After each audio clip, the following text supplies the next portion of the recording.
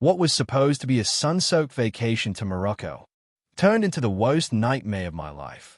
A wrong turn, a misplaced camera, a misunderstanding in Marrakesh. And suddenly, I was behind bars, thousands of miles from home, facing unknown charges in a place I thought was paradise.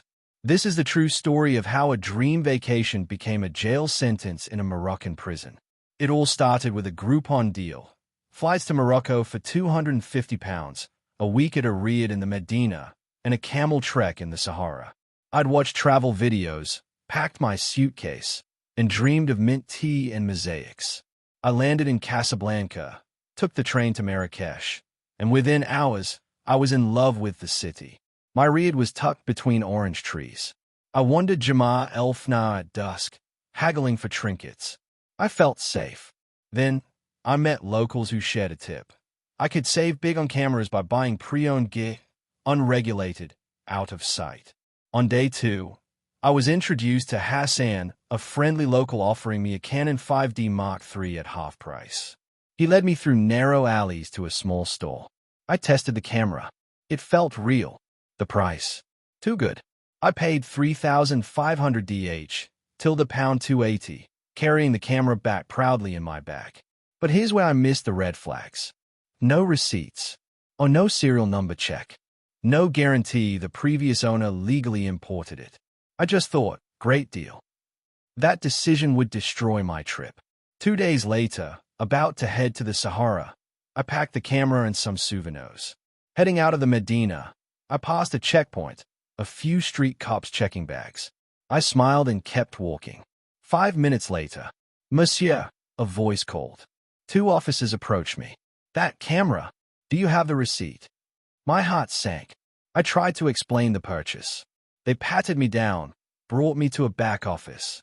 They claimed it was stolen British property, part of a bigger criminal racket. They confiscated the camera. They handed me a summons, not an apology. "Come to the police station tomorrow morning." My stomach dropped. I was alone, confused, scared. The next morning, I walked into a small police station with peeling paint and dusty desks.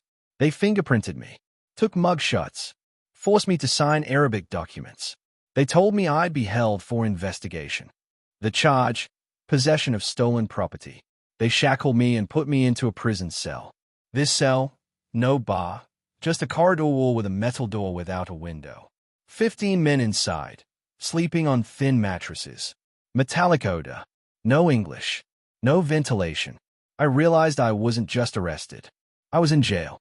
After 24 hours, I demanded to call the British embassy. Instead, I was threatened with refusing to cooperate. On day 3, a consular officer arrived. She said, "We can visit, monitor, and request rights for you, but we can't prevent local law from applying." I was comforted, but still powerless. They said I might be released in a week, or held for months. Inside, it was hot, too hot. Guards brought me bread and tea. No meat, no vegetables, no plates. I slept in a corner on mats. Others made room. Meals were delivered in shifts. No privacy.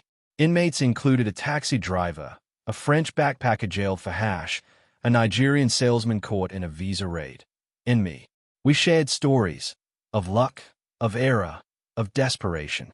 But none looked malicious, all just caught in Morocco's gray zones. My case bounced between stations. The Moroccan prosecutor issued a blanket reversal. Possession of stolen property, punishable by 2 to 5 years and a hefty fine. I insisted the camera was legally sold for cash, not stolen. But I had no receipt. My consular officer helped me find a lawyer, expensive, but knowledgeable about foreign property laws. We negotiated.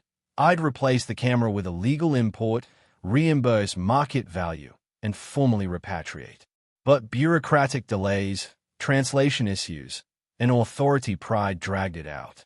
After 10 days, a deal was struck.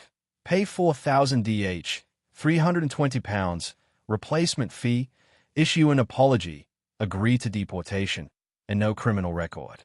At 11 a.m., the metal door clicked open. I walked out, legal but broken. No camera, no memories from that week except stress and relief. I was escorted to the airport. Border guards stamped me out, departed in passport. I returned home disoriented. My visa was cancelled. My money was gone. I had no souvenirs, just scars. I wrote an op-ed. Always get receipts for anything bought abroad. Avoid buying expensive tech from strangers. Get embassy numbers before traveling. Morocco updated some guidelines for tourist property rights. Many travelers still face vague police claims. Be cautious. My trip to Morocco taught me a harsh truth. Paradise can hide peril. One wrong move, one camera, one foreign jail. I could have been there longer. If you travel, travel smart. Learn the local laws. Protect your purchases. Carry receipts. Or risk staying behind bars. Always book flight with reliable sources. Stay away from phony flight deals. You can use and trust www.otstravels.com/book-flight for affordable and safe flight deals. Thanks for watching. If this story resonated, like, subscribe, and share. More travel cautionary tales coming soon.